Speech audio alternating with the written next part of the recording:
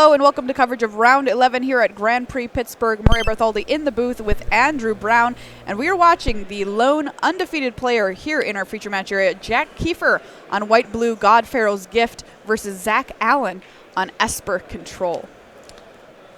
Yeah, and just looking at the deck lists here, game one, it looks to be a toss-up for me because Jack seems to have an awesome opening hand because I see he has God Pharaoh's Gift, Chart a Course, and Refurbish, and an Angel in his hand. He's basically got anything that he's going to want. And there's a look at God Pharaoh's Gift going right into the graveyard, and if I'm Zach, that makes me quite nervous. Exactly. If Jack Keeper gets to 4 mana, and that is the exact reason why, Refurbish there, and I do see a copy in his hand. Here's another Chart a Course. So we are going to be able to shape our hand a little bit more here for Jack Kiefer, while Zach Allen just has to play a land tap and pass. Yeah, I think Jack's going to end up discarding maybe, I see one Angel of Invention in his hand. So he basically has one of the perfect starts lined up. Oh no, he actually goes for a Sunscourge Champion. Oh, that's interesting. That was a card that was kind of around in this deck early on and then was completely out for a while.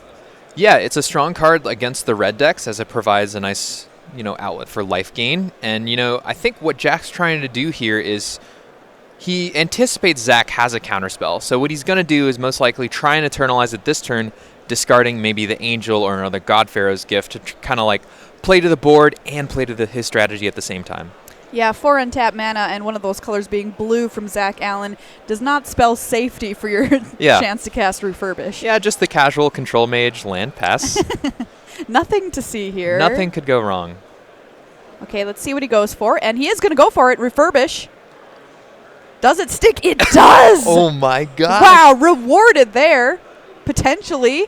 Ooh, commit. Okay, that makes sense, I was makes like, sense. how does Zach not have an answer here? All right, commit is going to send that back into Jack Kiefer's library. We may have gotten a little too excited there. Okay, all right. 5 mana here available to Zach, and there is Teferi. Hallmark card here of blue-white control, Esper control as well. We are going to plus. Keep ourselves a little safe on tap 2 lands. Yeah, so looking at Zach's deck list, he's a pretty heavy Esper deck. His mana base is very evenly split between blue-white, blue-black lands, and he's mainly playing black for Vraska's Contempt and the Scarab God and Fatal Push. 3 good cards. Definitely worth it. Yeah, definitely worth it. Do you like the Esper control variant or just blue-white more streamlined? I think I like the blue-white deck a little bit more just because I like Approach of the Second Sun as my win condition. All right, here's a search for Azcanta for Zach Allen. Back over to Jack, and here's that Eternalize we talked about on the Sunscourge Champion.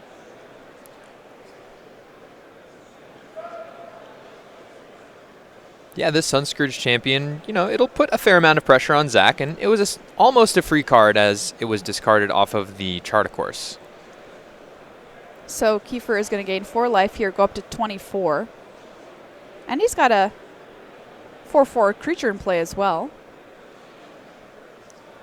Yeah, and I would like to mention, too, that Zach's deck is quite pretty. It's beautiful. I 100% appreciate people filling out their decks. Oh, yeah. I was a big proponent of that when I was on the outside. Oh, really? Yeah. Many Pro Tours I showed up with foil decks. It's just so great. It's so much fun. It's beautiful and more fun to play with, at least for me. Although many people say I've lost my mind when I tell them I foiled out my Boggles deck. That just shows that you really enjoy playing it. Yeah. It's great fun, and it's just like I'm playing with a work of art, you know what I mean? Yeah, exactly. Nothing wrong with self-expression. So another thing to keep in mind here is that Commit to Memory is still in the graveyard, and even though it does say everybody draws 7, it's a pseudo-graveyard hate card, because Jack's deck cares so much about filling up its graveyard with a bunch of creatures if Zach goes for the Commit to Memory, then all of them will go back into Jack Kiefer's deck. All right, so Jack Kiefer here attempting to hard cast a God Pharaoh's Gift. We'll do it the hard way here. Oh, wow, it Looks resolved. like it was good.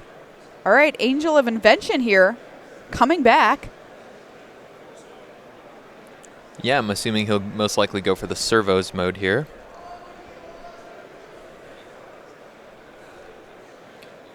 Boom, 2 servos entering play here for Kiefer. Yeah, and looking at Zach's deck list, he actually doesn't have any sweepers in his main deck. He's really heavily relying on 1-for-1 removal, like Vraska's Contempt, Cast Down, Essence Scatter, Fatal Push, Disallow. So once Jack builds a big enough board, there's nothing really in Zach's deck that can punish him. And it's interesting to me to watch Jack Kiefer play this match as well. Absolutely no fear casting that Refurbish. Absolutely just like, all right, here's my God Pharaoh's Gift on 7. Deal with it. Yeah, I definitely love the way he's playing. He's really putting Zach to the test, and Zach showing him that he actually doesn't have the counterspells in hand.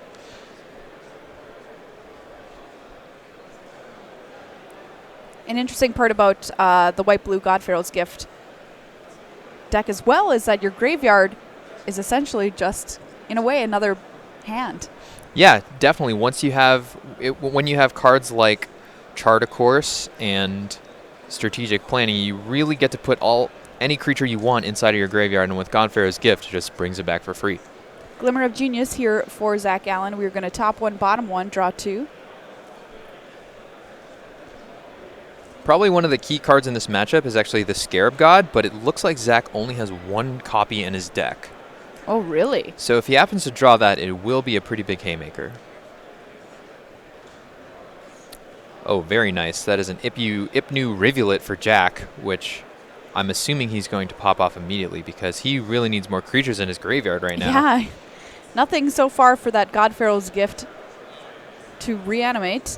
Yeah, he'd really want to see something like a Champion of Wits here. Wow, whiff. Swing and a miss. The funny part is he also has another Refurbish in hand as well, so Yeah. he could get a couple of God Pharaoh's Gift activations going, but no fodder in the graveyard. Another thing to keep in mind is we see that colorless land in Jack's stack there, which is actually a Hostile Desert. So Hostile Desert, excellent card at pressuring Planeswalkers because you can exile a land from your graveyard and make it a 3/4 creature. Don't forget about the Hostile Desert. Yeah, do not forget about the man lands. All right, so Vraska's Contempt is going to go ahead and exile the Angel here, and here's a Refurbish to try and put that second God Pharaoh's Gift into play for Kiefer. It's good. All right, so 2 going, but no action. Yeah. Pretty much all Jack really wants to draw is another Ipnu Rivulet, a Chart a Course, or a Champion of Wits, just anything to let him put more cards into his graveyard. Life total is 28 to 22. How about a Gifts Ungiven? Would that be okay? Well, no, it's the God Pharaoh's Gifts Ungiven. Ah, I see. Yeah, as Riley likes to put it, Jack really needs more presents to unwrap with his gifts. All right, so we're going to see a transformed Search for Azcanta here for Zach Allen. And there it is. There it is, the lone copy of the Scarab God in his deck. Yeah, this is a huge swing for Zach, as this is pretty much the best card of the matchup for him. It really denies Jack any use of creatures in his graveyard. And wow. Whoa, Jack Kiefer is going to pack it in here. Says, you know what? Can't beat that. Zach Allen currently up a game over our one undefeated player left in the room here on day 2. Jack Kiefer, just 16 years old, playing white-blue God Pharaoh's Gift, has proven himself to be a very impressive Magic player. Yeah, I've been very impressed watching him over the years, or 2 years. But yeah, every time I watch, he's definitely a very solid player and very stoked too. He keeps his wits about him, and he's just plays really well. Yeah, and he knew that that Scarab God was just curtains. Yeah, exactly, because he has no removal in his main deck. So the fact that Zach was able to resolve his 1 copy pretty much just meant lights out for Jack. All right, so what do you like here moving into sideboards for game number 2? So sideboarding, I actually like Jack's matchup a little bit more. He gets to bring in 3 negates, 2 Jace's defeats, disallow, more Search for Azcanta, just a lot of cards that are strong against Zach's strategy overall. And on the other side, for Zach, I think I don't know. He's definitely at a disadvantage, but he does have a very interesting card in his sideboard that I haven't seen in a long time. What is that? This makes me very happy. I'm going to keep you waiting. What is it? It's Dynavolt Tower. Dynavolt Tower? I haven't thought about that card in more than a year. Yeah, Dynavolt Tower. What I think he's trying to do with this is just in control matchups or in mid-range matchups, he just wants to resolve this and then just keep doing what his deck already does and just cast spells. Okay, so this is some spicy tech here. It costs 3 colorless, or excuse me, generic mana artifact. Whenever you cast an instant or sorcery spell, you get 2 energy. You can tap it and pay 1, 2, 3, 4, 5. Pay 5 energy. It deals 3 damage to target creature or player. Yeah, so I don't think this is the matchup he'll bring it in, but I can totally see him bringing it in versus, like, let's say a deck like blue-white or another Esper Mirror or even some of those mid-range History of Benalia decks, because it basically converts each 2.5 spells into a lightning bolt. That's cool. Yeah. Awesome. Love to see stuff like that. So does Zach have any tools to deal with God Pharaoh's Gift once it's hanging around, or is his only plan to be able to stop it from ever happening?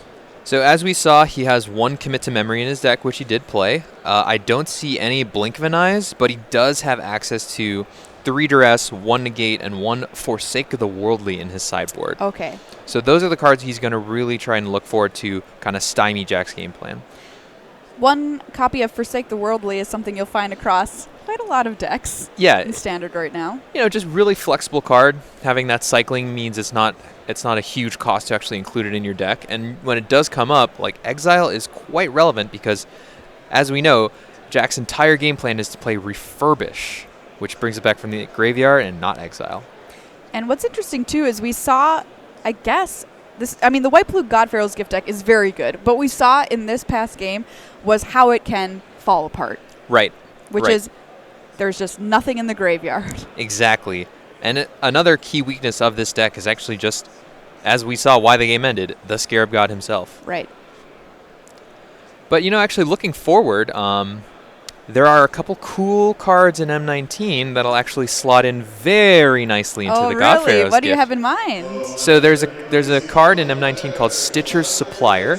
It costs 1 black mana, and when it enters the battlefield or it dies, you mill yourself for 3. All right, so it's cost a single black, and it's a 1/1 zombie. Zombie, indeed. Ooh, and the art has what I think is a Stitcher, or maybe this. Oh no, it's a Supplier holding a head in her hand. Yeah. I mean, sometimes you just need to buy a head off somebody, right? Yeah. So in Future League, that's where we kind of test the Future Standard cards. I often really liked playing a blue-black God Pharaoh's Gift deck, an Esper God Pharaoh's Gift deck with this card, Hostage Taker, Refurbish, just to give myself more angles of attack. All right, so Chart of Course, just not doing enough. We're going to use the Stitcher as well. Yeah. Why There's not? also the Minister of Inquiries, and, you know, if you really want your Chart of Course to just draw 2 cards, you just get in there with your 1-drop. All right, sounds good to me. Yeah, I can't wait to see it. All right, what else have you got for me? What else have I got for you? I mean, are you having other M19 secrets? Do I have any other M19? Well, I have a ton of M19 secrets. I've played with all the cards multiple times. Okay, so I asked you yesterday if my cat deck is real. Uh-huh. And you were like, maybe. How about that 3/3 Angel for 3? Well, I can't give you my opinion on things, but I can, okay. Resplendent Angel. I love it. Great. That is one made by me. I love it. Oh, excellent. I Yeah. didn't even know that. Yeah, both of the white mythics. Abro specials.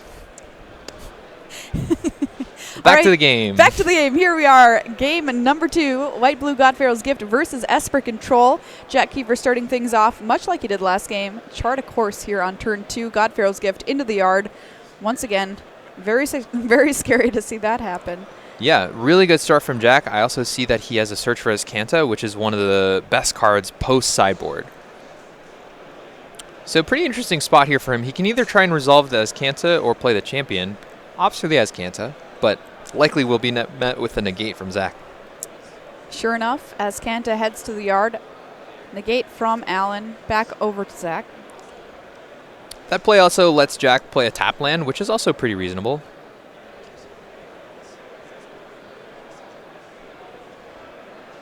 Three open mana. Here's a Refurbish from Jack once again. Negate. All right, so Zach very, very handily able to deal with a couple of threats that Jack has tried to present. No, but I definitely like this strategy from Jack. He's just kind of forcing Zach to have it every single time. Yep. And if we notice on Zach's side, he's actually choked on white mana right now. He does not have access to any. Here's a Champion of Wits from Kiefer. We're going to put a couple of lands into the graveyard. And a Glimmer here from Zach. And looking at Jack Kiefer's hand right now, it's 2 more lands and 1 more Refurbish. Wow. Okay. So he really actually wants a way for this Champion of Wits to die, actually, because he does have those 2 lands in hand, which does have access to the Eternalize on the Champion of Wits, which is generally the main plan against these control decks. Is you want to get to 7 so you can Eternalize that card. Okay, Zach Allen here. Back it over to his turn. No blood yet. 20-20. Here in game 2, currently up a game. 5 mana past the turn. Yeah, Champion of Wits. Get in there for 2. Yeah, get in there. First blood. And I saw Jack actually drew another Refurbish, so he's definitely on plan to just keep churning these out and trying to get these Godpharaoh's Gifts into play. You know what? I would be really interested to know if he would have just jammed this anyway. Probably. Oh, I definitely think he would have. So we see the one of Commit to Memory in Zach's deck doing work again, putting that Godpharaoh's Gift second from the top. Zach Allen down to 18 after that attack from the Champion of Wits.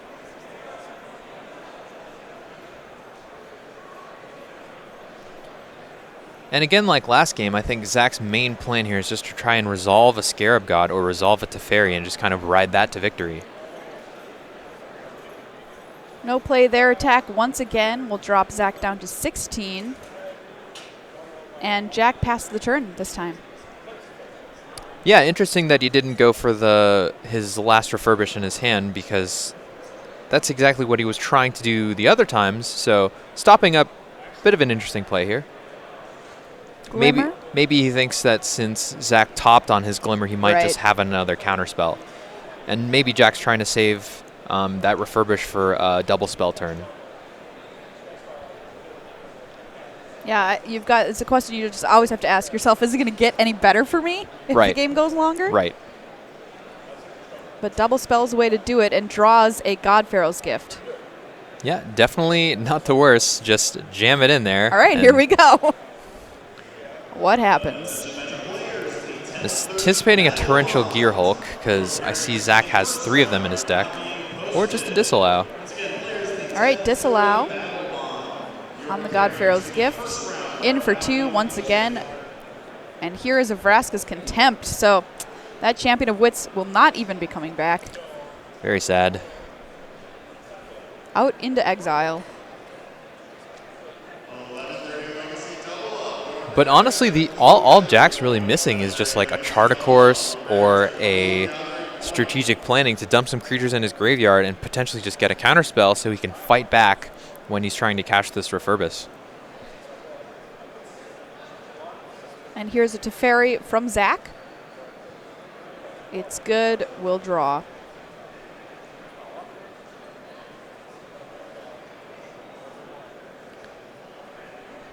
All right, see if Jack Kiefer can find some action here. Yeah, the light's slowly slipping away here, but this is probably the crucial turn where he actually has a window to do something. Ooh, and all he drew was a Hostile Desert. Another Glimmer of Genius here for Zach. Yeah, this is not looking good for Jack. Yeah, definitely. This Teferi is really going to run away with the game and start netting Zach a ton of card advantage.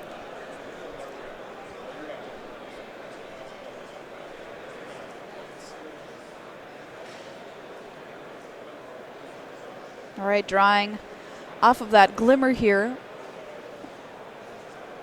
for Zach Allen.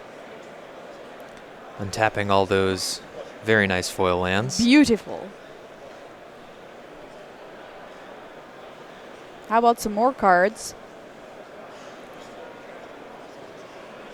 So once a Teferi comes down, as far as the white-blue God Pharaoh's Gift goes, how hard is it to come out from under this?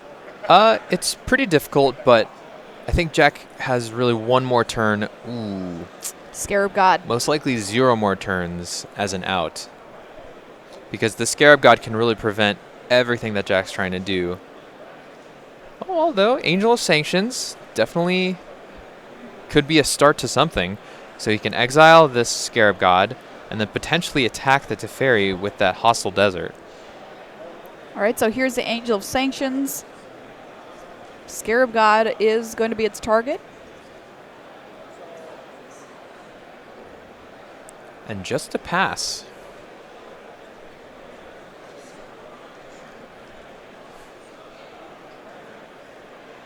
Teferi continues its journey ticking up to 7 loyalty now.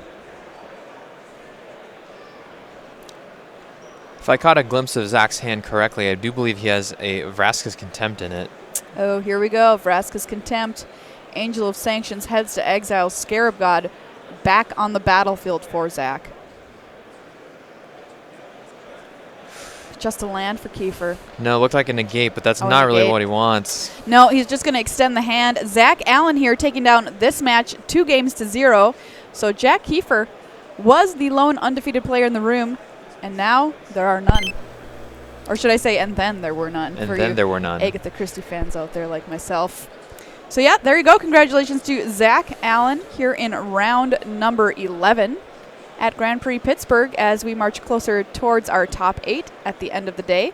We are in the MTG Red Zone right now, so you're watching the players who have the best records in the room continue their journey here at the tournament. And Zach Allen is going to be an interview for us down on the floor, so it'll be cool to get to talk to him a little bit about the Esper Control deck that he's piloting. Esper Control, one of the variants of Control we've seen here at this tournament, and you mentioned you do get access to some more powerful spells in your removal. Like we just saw in that instance there, those Vraska's Contempts just critical in this match. Very, very, very important against the field.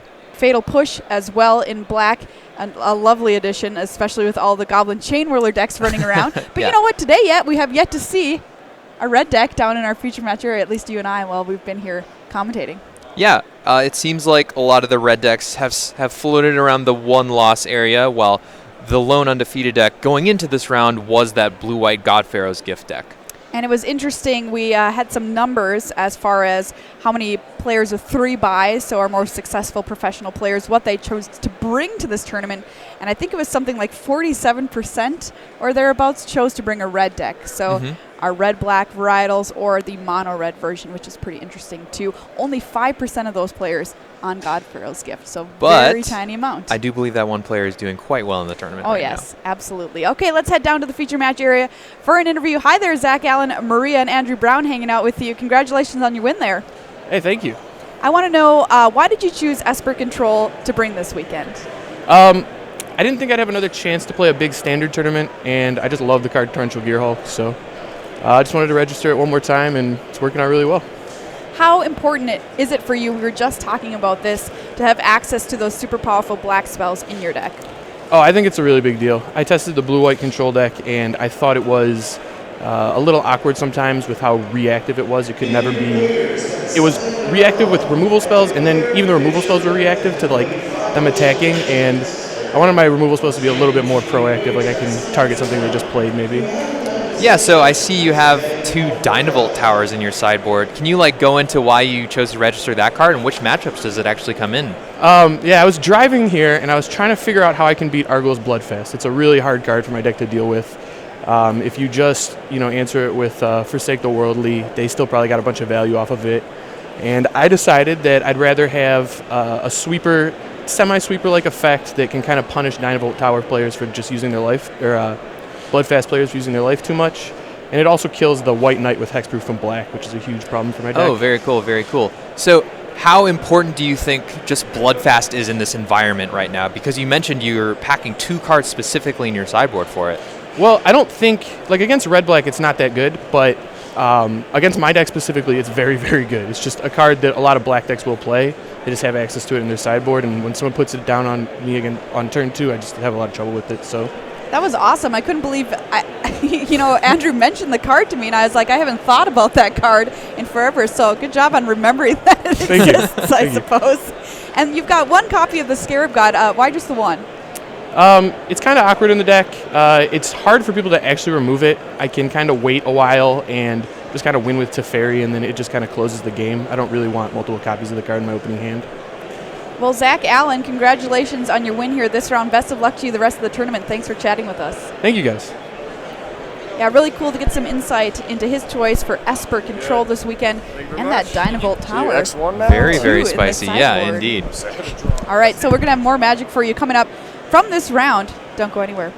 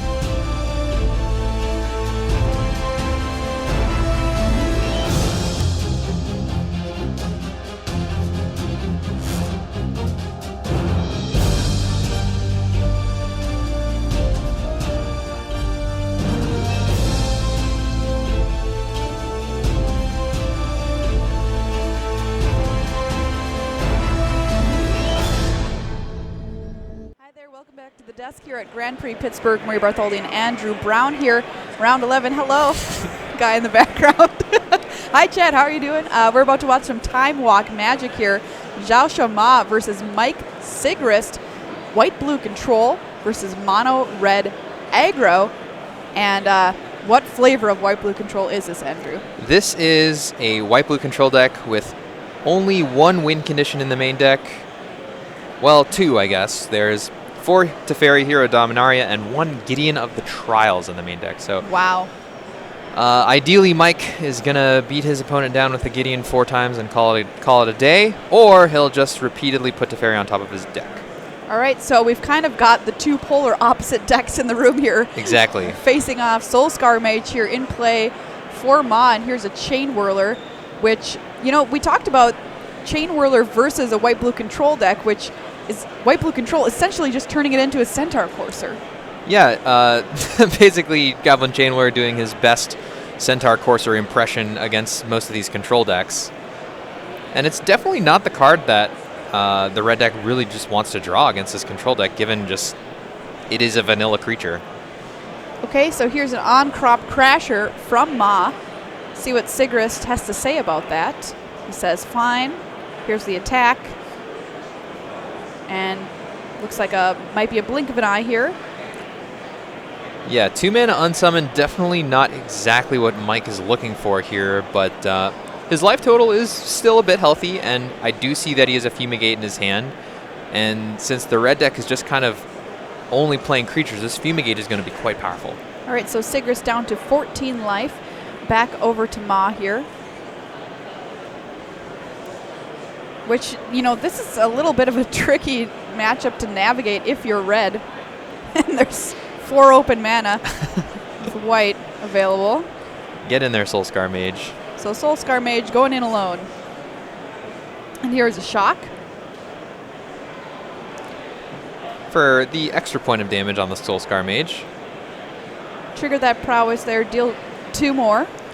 And I like that play generally because you got to kind of get in every single point of damage where you can against the blue-white deck, so I definitely like that play. All right, so Sigrist down to 9. Will be able to save himself a little bit here with that Fumigate that you mentioned. Yeah, Fumigate definitely awesome here. Gains him 3 life, and that shock is looking pretty silly right now. Okay, so untapped back over to Ma. Land Hazoret would be probably the play he wants to make the most, or Hazoret, no land. Hazoret, no land, just fine. There you go. But it looks like Mike has this pretty easily covered with a cast out. But generally when a player plays another Hazoret and no other land, it's kind of an indication that they just have another Hazoret in their hand. 2 copies of Cast Out available to Sigrist in his hand, by the way.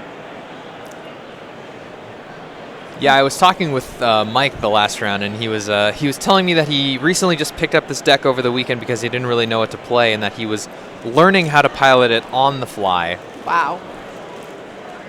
But Mike is a very skilled player, and he's done quite well this weekend.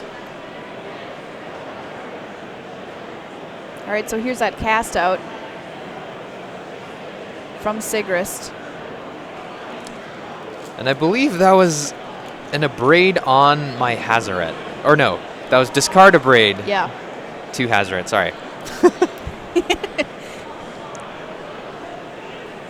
So if you're the mono-red player here in this situation, at this point, do you just feel helpless?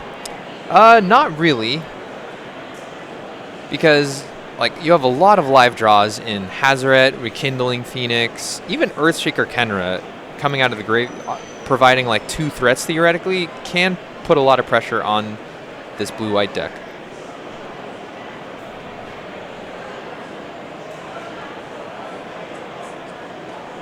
Ma here went undefeated on day 1 this weekend. There's that Hazoret. Yeah, that's pretty much exactly what he wants. Just continue dropping as many Hazorets as possible and forcing Mike to just have more answers. There's a blink of an eye. Draw a card as well for Mike there. Yeah, Blink of an Eye doing its best Cryptic Command impression there, but pretty effectively, I will say. Good point. Turns out you can play Cryptic Command in Standard. Yeah, we actually have Cryptic Command coming out in M19, also known as Bone to Ash.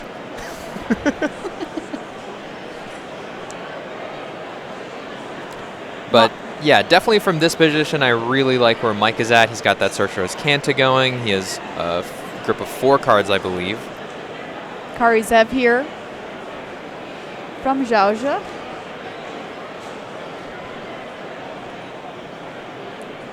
And there's cast out. Yeah, Mike's being pretty liberal with his removal spells here. Mainly, I think, because he has this has Canta soon to flip. So pretty soon, he's just going to want to get all the cards out of his hand because he'll have too many cards. Mike's going to fall down to 7 there off a little lightning strike. And here's Teferi. Teferi and a draw. Let's untap. 7 is a pretty precarious life total, I will say. Chain Whirler here.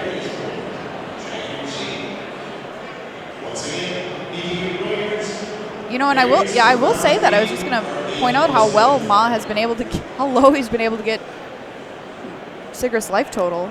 Yeah, these shocks, lightning strikes, all just going upstairs, and there's another lightning strike upstairs, so Sigrist at 4 most likely. Yeah. Wow. That syncopate on the Goblin Chain Whirler let the strike get through. Yeah, so theoretically, Ma only needs 2 more cards to kind of close it out versus Mike, but we do see that he does have a negate in his hand currently. What's interesting, too, is we saw that same sequence for Ma earlier with a creature and then a burn spell. So the creature gets dealt with. All right, now I'm going to burn your face. Creature gets dealt with. Okay, syncopated. Now I'll cast a lightning strike. But it does look like Mike now has 2 counter spells in his hand, so Ma's chances quickly dwindling away here.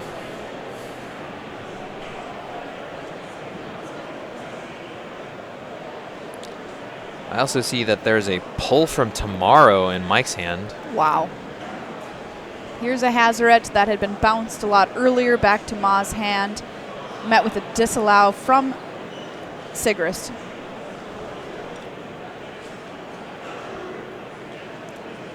Sigrist here seems to be stabilizing at 4 life, and here's a pull from Tomorrow. 1, 2, 3. All lands. 3 lands. I just realized the way I said it, and I was like, I gotta do it. All right, Search will transform here as Contra the Sunken Ruin comes into play.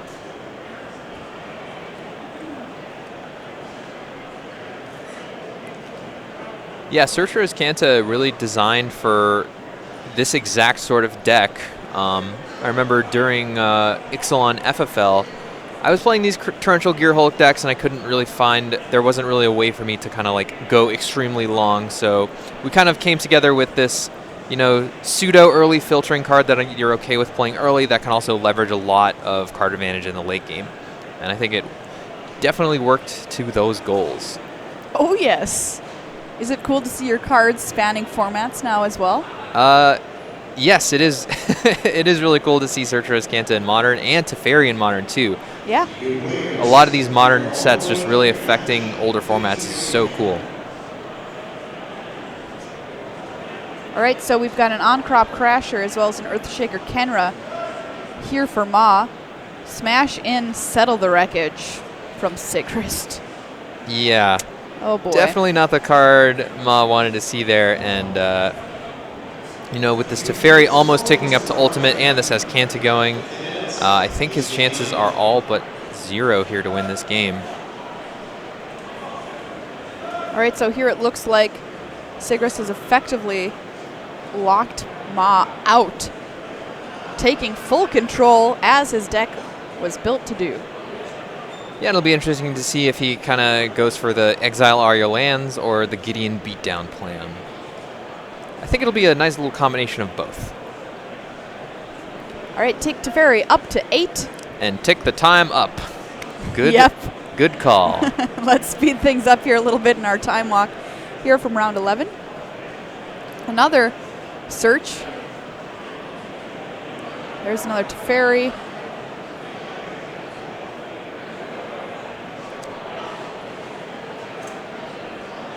Untap, go. Red deck just says, I have seen quite enough, thank you very much, and is going to scoop them up. That is game number 1, going to Mike Sigrist and his blue-white control deck. But I will say, perfect start here for Mott. Bomat Courier is the exact card that the red deck wants to play turn 1 against the control deck, because its goal is to just kind of empty its hand after that and then crack the robot mailman for as many cards as possible.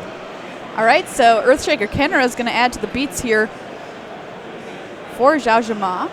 Coming in for 3, Sigrist down to 16, cycle to cast out to draw a card. Yeah, and looking at Sigrist's sideboard, he definitely brings in a bunch of creatures post-board. He has 3 Lyra Dawnbringer and 3 Baral Chief of Compliance. Very interesting. Wow. In fact, a Baral here would be excellent. Pretty good. as he is the natural predator to the Bomat Courier.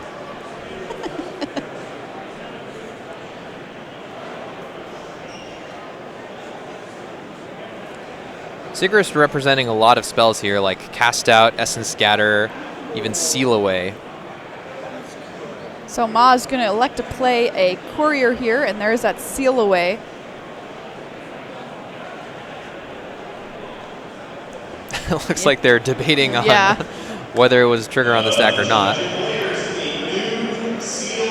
Okay, so we're going to still get in for 3, dropping Sigrist further down to 13. And that's the only play there for Ma.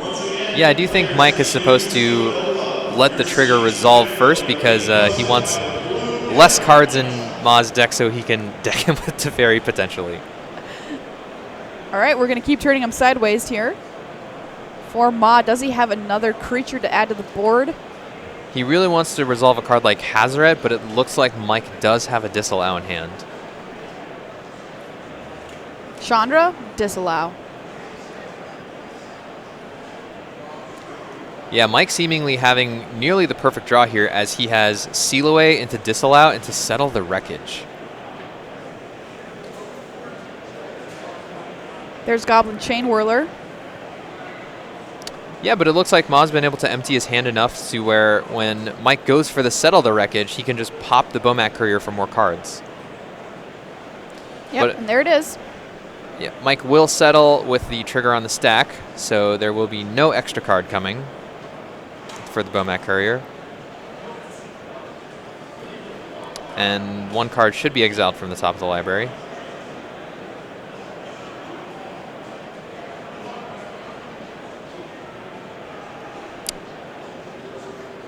But not, it looks like. Small little mistake from the players there. Oh, there it goes. Oh, there it is. I guess. Oh, right, because that's the way it would work on the stack. I see Baral in Sigrist's hand too. Yeah, I mean, Baral fantastic here, because I see Mike does have a Disallow in his hand. So that is essentially a 2-mana Disallow that'll also let him loot. And hopefully loot him into his 5th land to where he can resolve Lyra Dawnbringer and just really shut the door on this red deck.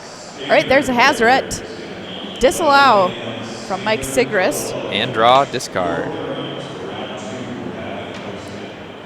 Oh, wow, a Fumigate too. Jeez. All right. Mike discards the Bye, Lyra. Don't need ya. Yeah, I guess that makes sense. He has the Teferi. He really doesn't want to open himself up to something like Fight with Fire, which Ma does actually have in his sideboard. Wow. Okay, so Sigrist falls down to 4 after that attack. No block from Baral because we want to keep stuff cheap. There's the 5th mana for Sigrist. Spyglass here for Ma. Take a look. Dawnbringer, Teferi, settle. Most likely going to name that Teferi. And now this attack is a lot more perilous, because he either has to walk in to settle the wreckage or not attack enough to put enough pressure on Mike.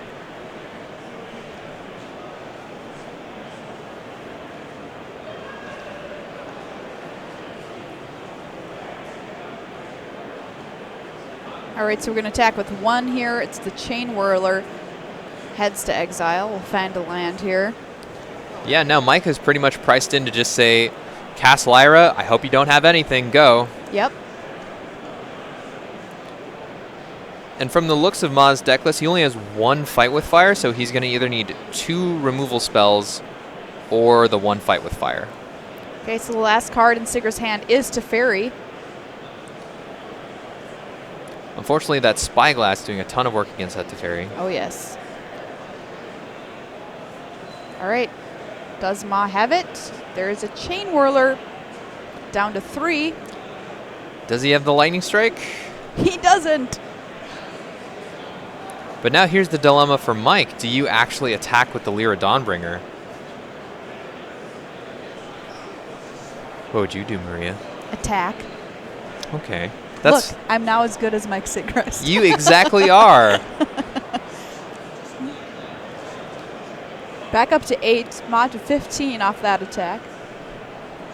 Yeah, and I think Mike actually just chump blocks the Chain Whirler here potentially, because the Earthshaker Kenra coming back is actually not something that he really wants. Right.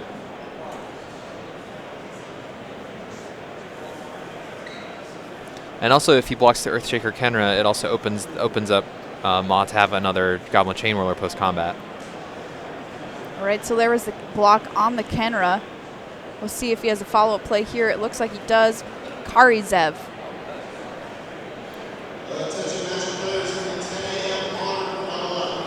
But yeah, it looks like this Lyra Dawnbringer just going to be able to go uncontested and kind of run away with the game here. Fight with fire. Fight with fire. Yeah, Ma is only 1 mana away from kicking that fight with fire. Ooh, Memorial to Genius. It's a nice drop from Mike. And he's holding back that Lyra due to... Oh! On-crop Crasher. Lyra can't block. There's Ragavan. And that's it. Wow. Wow. Crazy, crazy top deck. Zhao Zhima takes that game to tie things up. 1 game apiece here. Let's go to game 3 of our Time Walk match here. Round 11. White-blue control in the hands of Mike Sigrist versus Mono Red Aggro from Zhao Zhima. We're going to kick things off with the Soulscar Mage. Yeah, given Mike's start there from Seal Away into Disallow into Settle the Wreckage into Lyra Dawnbringer, he still lost that game. That was absolutely crazy. All right, so the Mage is going to get in here. Kari Zev. Great 2 here from Ma, but a good 2 from Sigrist in the form of Search for Azcanta. Looks like Sigrist kind of short on white mana here, and he's really going to need to find some quickly because this is going to be a lot of damage really fast because it looks like Ma has a on-crop Crasher in his hand. All right, here's Kari Zev coming on in. Most likely a monkey block. Or I guess Mike is kind of afraid of the post-combat Chain Whirler, so opts to go for the Soulscar Mage, taking 3 damage in the process. And there, in fact, is the Chain Whirler, so played around there from Sigrist. Yep, very well played by Mike. Going to get a -1/-1 counter, though, because of the Soulscar Mage on the battlefield. And there's a white mana. That's exactly what Mike wanted. His counterspells now cost 2, and he can also Seal Away on his turn, so he definitely has a lot going on here. Yeah, and that is exactly what he has. He has 2 Seal Aways and a Disallow in his hand. Pretty much anybody's game here. It's possible that Mike just wants to go for a Seal Away immediately on Kari Zev, and that's exactly what he does. We'll see if Ma can keep the pressure on here. 4th land. Let's attack. Chain Whirler Mage coming on in. Brawl jumps in front of the Mage. Yep, Mike kind of priced in to lose to another Chain Whirler, which... Yep. But, as we do know, he has the Disallow. Brawl making things cheaper. Pretty nice. Wow, and Mike's hand is so good now. He has another white source. Okay. He has a Settle the Wreckage, I think. No, he has a Seal Away, a Teferi, and a land. So he has to figure out what he wants to discard here.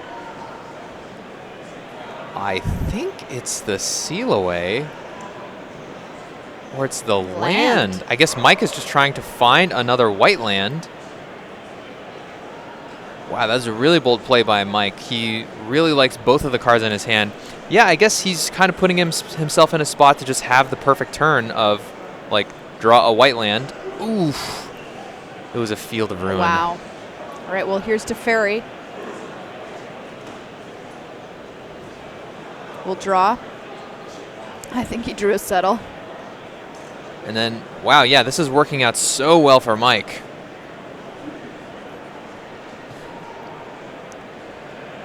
Land the draw here for Ma. We've got double Chain Whirlers and a Soulscar Mage. It's just one Chain Whirler. Oh, is that other one in the graveyard? Yeah, the other one is in the graveyard. It does You're look right. a little awkward. All right, there's Chandra.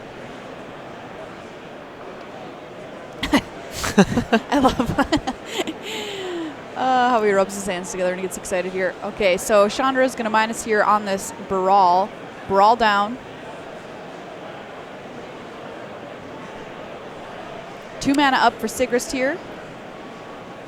In they come at Teferi. Both at Teferi here, so pretty easy seal away on that Goblin Chain Whirler. Teferi falls to 3. And now at this point, it's really anybody's game.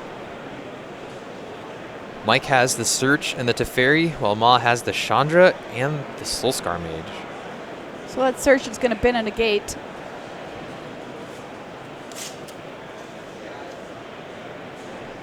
Disallow and a Settle in hand. Only 1 white mana available at the current moment. Draw from Teferi.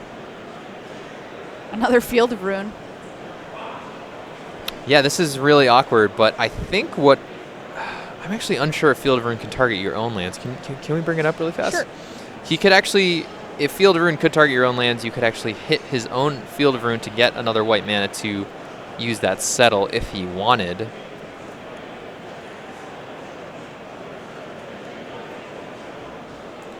An opponent Opponent controls, right. Yep. So since Ma has only basic mountains, there are no legal targets.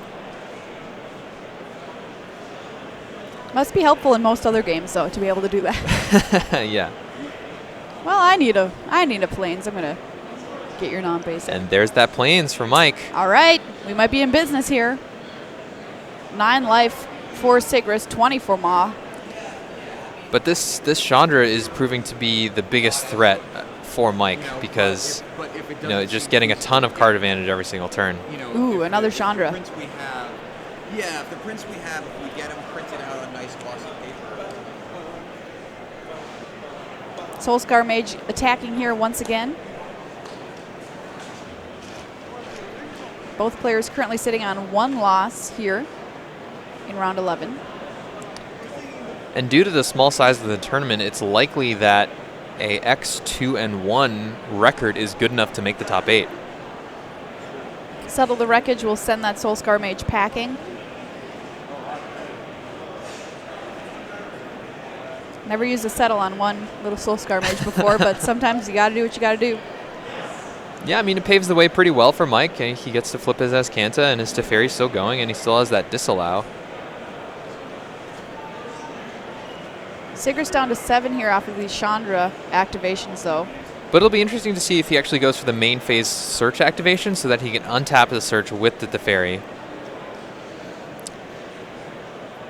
Definitely love doing that play. He gets so much card advantage.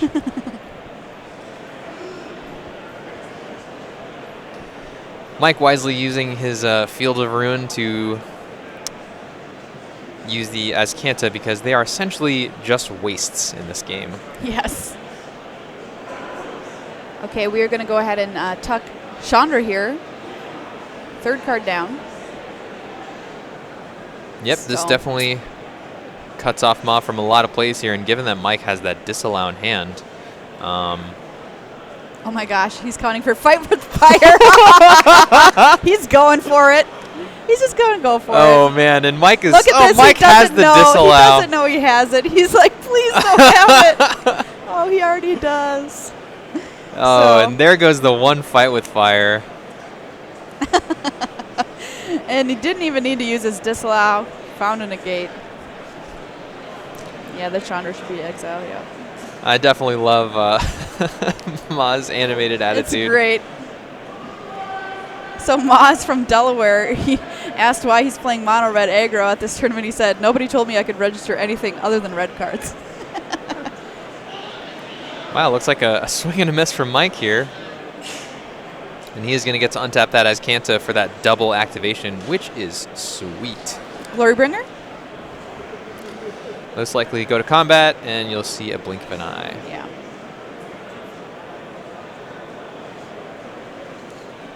Mike has taken the wheel of this game.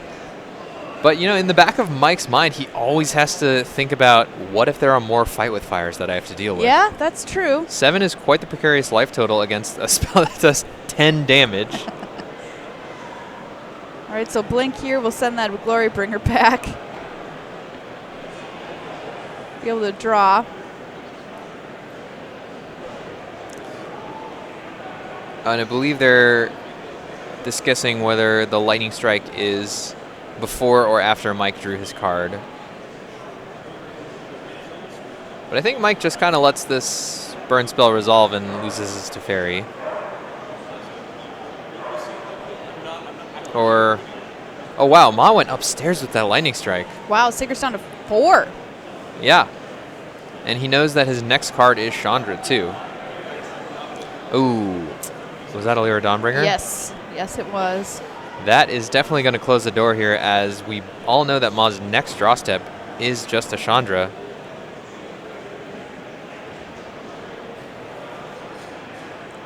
All right, there's Lyra, there's Baral. Tag team assembled. Yeah, this Chandra's going to have to find something really awesome here, but It is not happening. How about we just cancel that? Yep. And that Glory Bringer in hand, not going to do much. Another Lyra. Yeah, we'll just loot it away. Yeah, don't need it. Yeah, Mike really doing a good job just playing this white-blue deck. He's played it really well. I've watched him outside on in between rounds, and yeah, it's looking really good for him. And of course, we all know he's quite the skilled player. Oh, yes. 24th. 24th best in the world. But luckily, we have the best player in the world doing coverage with us this weekend, Reed Duke. Yes, we do. We've got number 1. We got number 1. So how hard do you think it is? You mentioned Sigrist just picking up this deck, to bring the tournament a few days ago. How hard is this deck to learn if you're not Mike Sigrist? Let's put it that way. I would think pretty hard. Generally, the win condition less versions are much tougher to pilot because, theoretically, one card can kind of like mess you up. Like, if all your Teferis get Vraska's Contempted for some reason, then you're going to lose the game. There are so many little ways to kind of mess up that'll leave you without any outs. But I believe you could pick it up this weekend. Oh, Andrew, you know I would never do such a thing. All right, Lyra, getting in there. Let's gain some life back, please. But I think you've really convinced me to print more 1/1 hexproof creatures. My job here is done. I'm so convinced. I turn into mist and float away. She's gone. Her mission was accomplished. I'm sorry, that was actually a lie. Okay, I'll reform. Yeah, Mike here just kind of going through the motions. This Lyra Dawnbringer just going to really take the game home. Ma Chain Whirler here. Pings to Fairy and Sigrist, but this game is all but locked up here for Mike. But yeah, he quite the professional, just playing as hard as he can every single turn. He's getting those double as Cant activations. He's really showing a lot of respect. So Ma not out of it yet. We'll pick up the second loss here in this round. Yeah, he can definitely, win 3 more matches, and I think a draw will be good for him.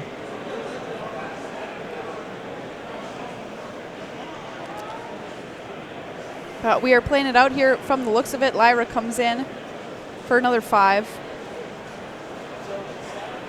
Swinging these life totals back kind of in the opposite direction.